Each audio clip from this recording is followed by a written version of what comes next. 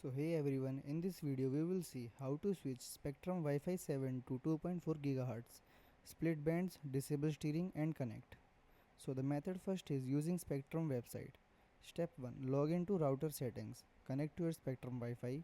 Open a browser and go to http://192.168.1.1. Log in with your router username and password. Check the streaker on the router if unsure.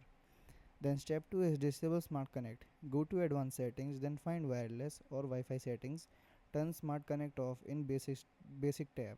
Then save changes. This allows 2.4 GHz and 5 GHz to appear separately. Step 3 is rename each band. SSID. Select the 2.4 GHz section. Change the Wi-Fi name. Then save. Select the 5 GHz section. Rename it. Then save changes. Method second is using the My Spectrum app. Open the My Spectrum app, go to Service, Router, then Advanced Settings. Turn off Smart Connect if available. Edit and rename the 2.4 GHz and 5 GHz network separately. Save changes. Finally connect your device to the network. Since both the band are visible, you can switch between bands. Thank you.